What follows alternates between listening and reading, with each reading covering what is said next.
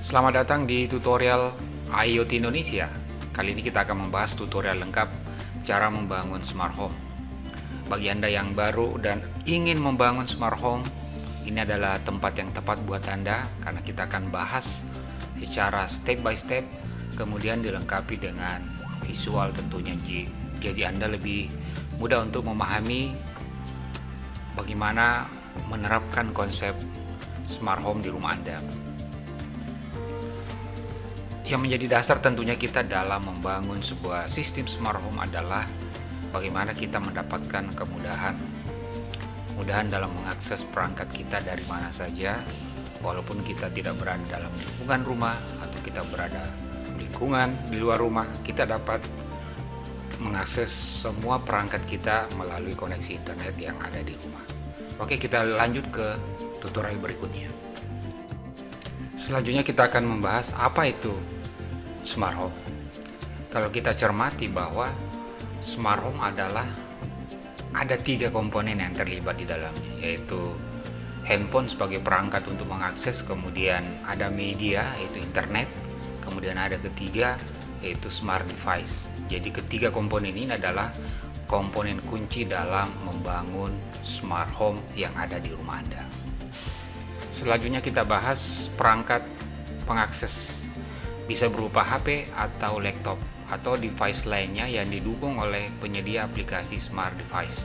Karena sebelumnya nanti kita akan melakukan penginstalan aplikasi dari penyedia aplikasi smart device kita. Selanjutnya kita butuh internet. Jadi setelah perangkat tadi kita membutuhkan internet, dan kita membutuhkan koneksi internet yang stabil tentunya untuk bisa mengakses semua perangkat pintar kita di luar rumah. Dengan demikian kita dengan mudah bisa mengakses semua perangkat tersebut. Selanjutnya itu smart device atau perangkat pintar. Perangkat pintar ini bisa bervariasi modelnya atau jenisnya tergantung dari ekosistem yang menyediakan yang ada di marketplace saat ini. Kemudian kita sesuaikan juga dengan dana dan kebutuhan kita tentunya. Sedangkan untuk perangkat pintar ini terbagi dari 2 bagian, yaitu berbasis cloud dan lokal.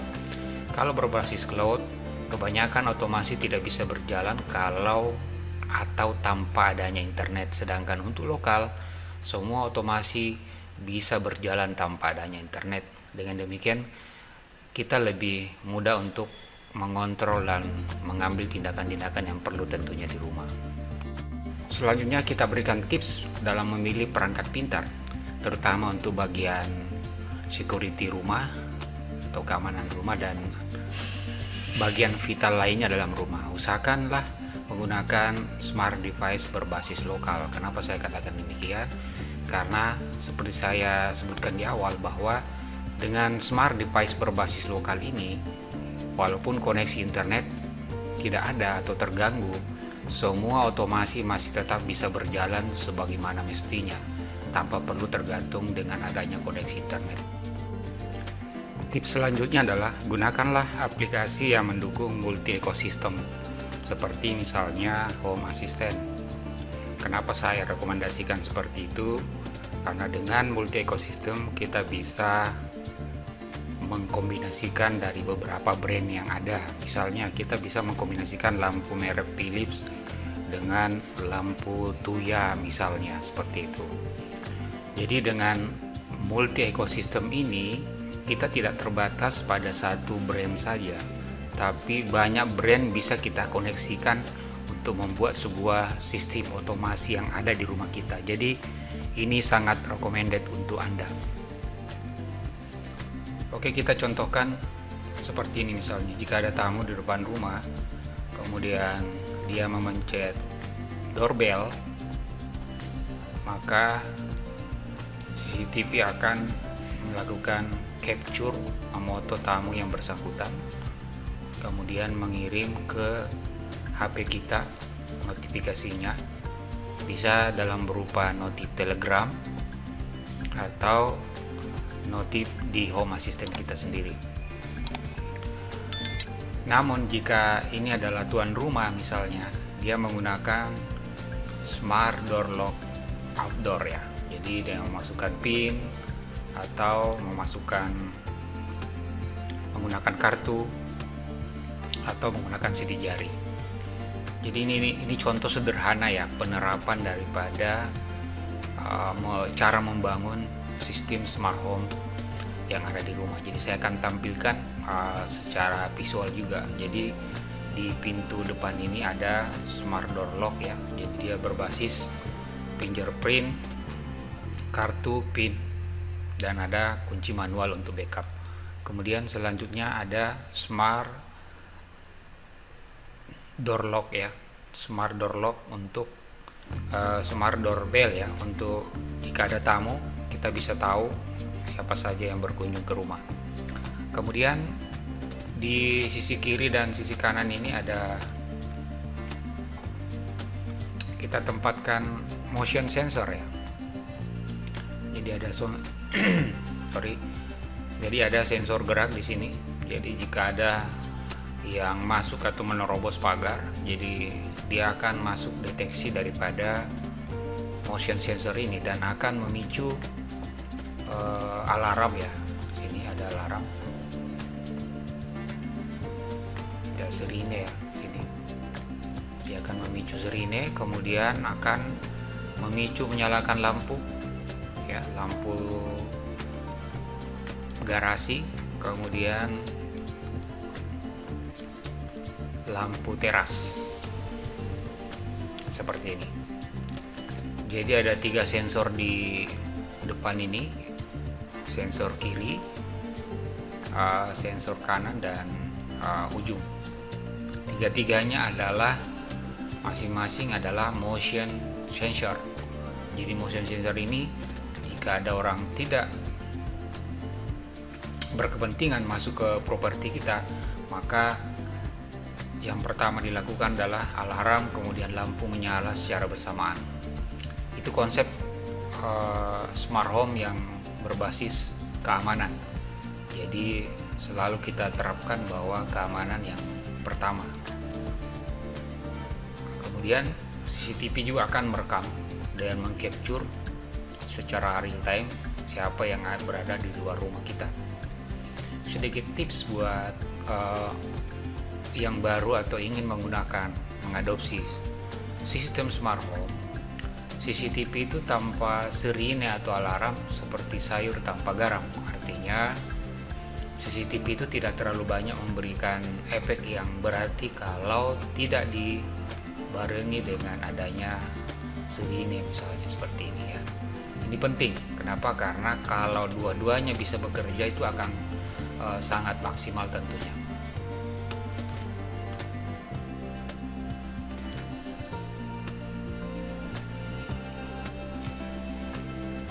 Selanjutnya bagi tuan rumah, setelah masuk di area teras depan ini, otomatis lampu akan menyala ya. Lampu akan menyala karena dipicu oleh presence detection sensor. Nah, ini berbeda dengan motion sensor.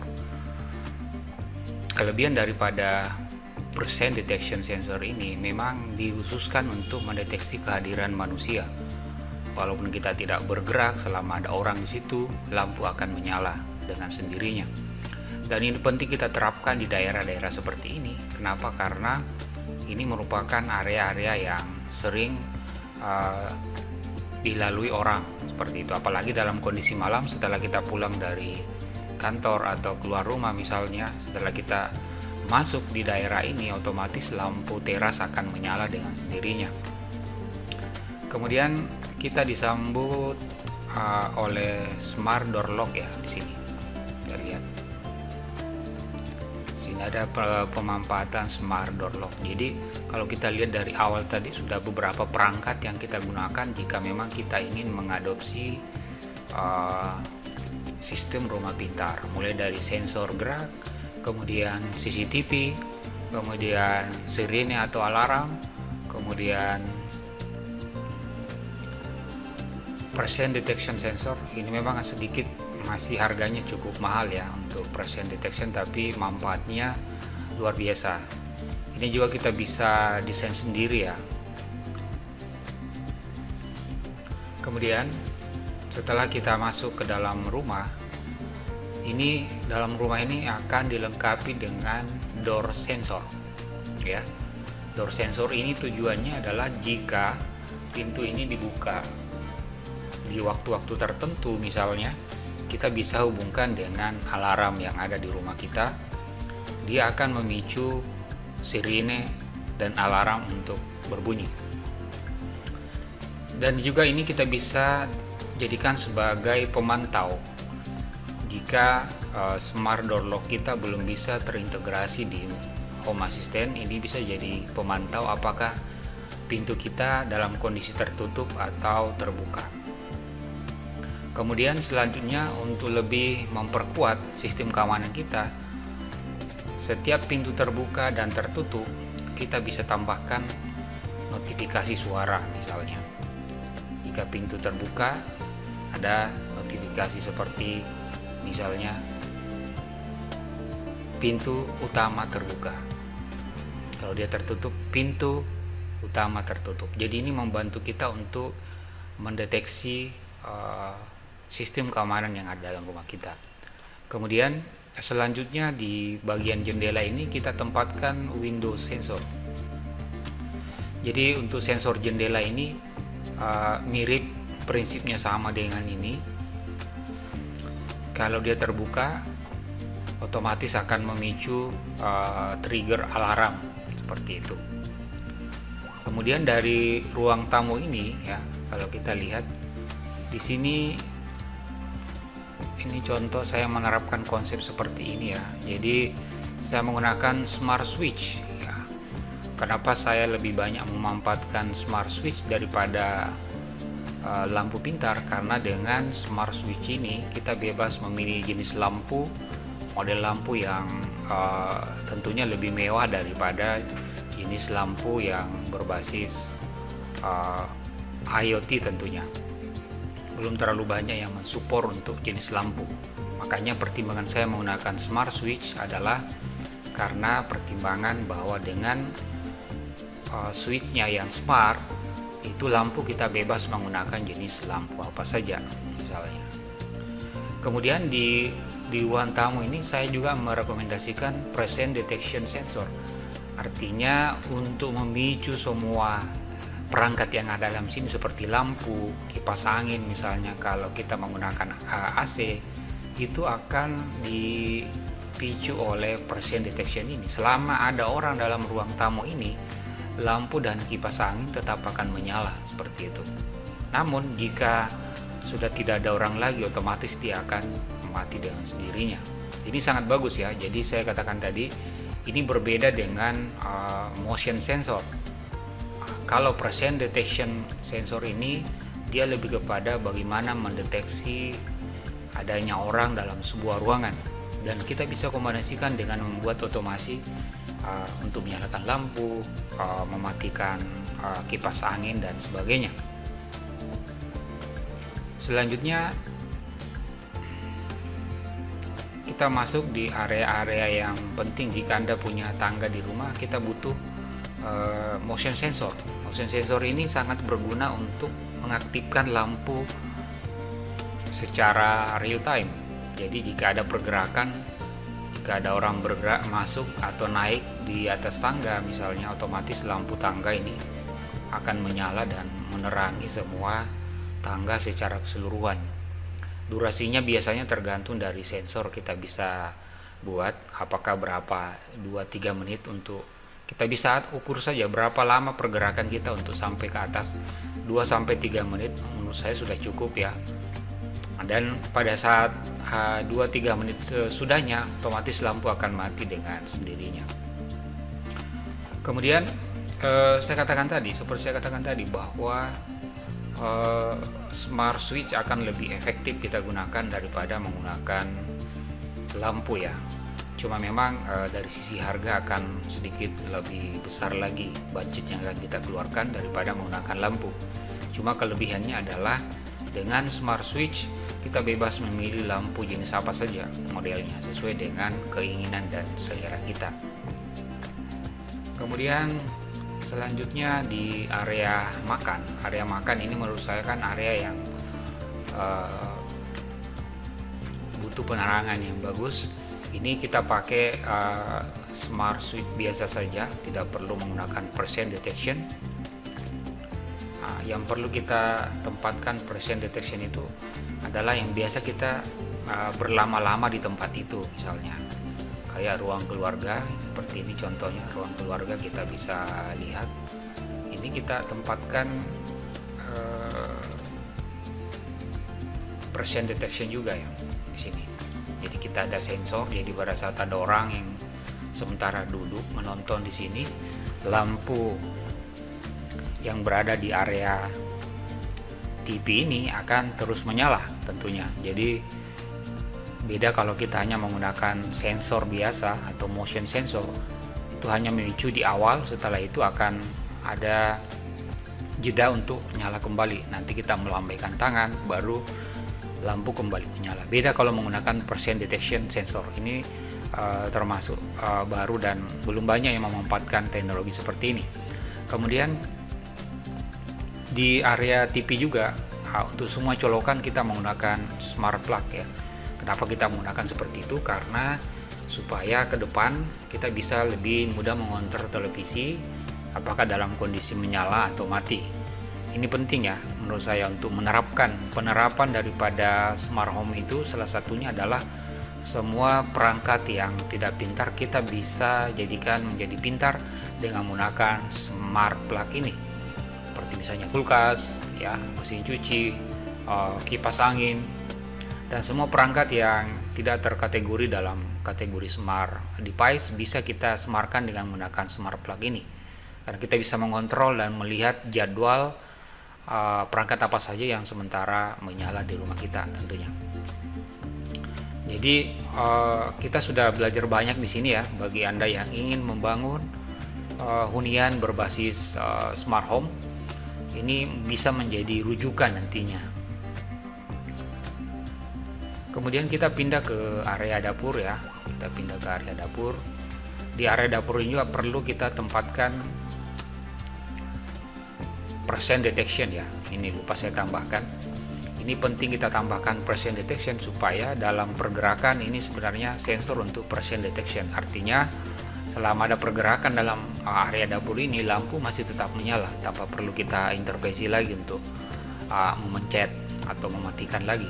Kemudian semua perangkat colokan di sini harus menggunakan smart plug ya, agar kita mudah untuk mengontrol. Kenapa kita menggunakan seperti itu? Kita bisa pastikan bahwa dengan menggunakan smart plug ini, efisiensi biaya listrik juga akan bisa kita kurangi. Karena semua bisa dipantau secara real time, berapa penggunaan daya dan perangkat apa saja yang sementara ini sedang terpakai.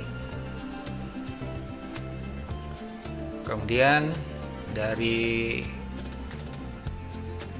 area dapur dan ruang makan ini kita bergeser ke area samping ya. Di sini juga semua menggunakan smart switch ya. Ini untuk colokan ke dapur. Ini untuk semua untuk dapur ini. Sedangkan untuk kamar mandi tetap juga menggunakan smart switch. Dan selanjutnya sama di bagian depan tadi. Semua pintu ini menggunakan smart door lock ya. Kemudian menggunakan juga door sensor. Jadi dari sini kita sudah bisa lihat bahwa implementasi daripada penggunaan smart home itu sudah kita sudah bisa gunakan dan bisa lihat di sini pada video tutorial ini. Semua sudah tercover dengan sendirinya. Ini kalau misalnya kita mau tambahkan CCTV indoor di sini bisa ya. Cuma kalau saya pribadi untuk CCTV dalam rumah itu saya belum gunakan. Karena mungkin terkait dengan privacy ya. Kalau misalnya suatu waktu ada yang melakukan hack kepada jaringan CCTV kita dalam rumah, itu tentu akan repot juga nantinya. Jadi untuk koneksi seperti itu kita biarkan di luar saja. Kemudian di area kantor sederhana saja di kantor ini karena memang seperti ini modelnya ya.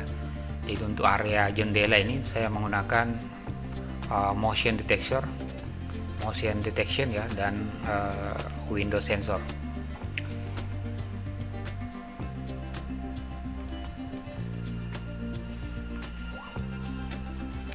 Kemudian yang paling penting adalah bagaimana kita mengimplementasikan alat-alat apa saja atau perangkat apa saja yang kita butuhkan ya. Dan saya sarankan tadi untuk urusan keamanan, usahakan menggunakan smart device berbasis lokal supaya kita tidak ribet nantinya. Ini hasil pengalaman saya menggunakan selama ini. Jadi skenario yang paling bagus untuk motion sensor itu, kalau kita punya tangga seperti ini, kita tempatkan motion sensor di area ini, area tangga. Jadi sebelum kita masuk naik ke tangga ini, lampu tangga sudah mulai menyala dengan sendirinya, seperti itu ya. Untuk di atas juga sama kasusnya ya, kita tetap menggunakan prinsip yang sama, penggunaan smart switch, presence detection. Jadi tips untuk menggunakan presence detection ini, tempatkanlah pada area-area yang sering ditempati orang untuk berkumpul, misalnya ruang keluarga, ruang tamu, kemudian teras depan. Jadi kita tidak perlu lagi untuk menyalakan dan mematikan baik melalui manual maupun menggunakan HP tentunya.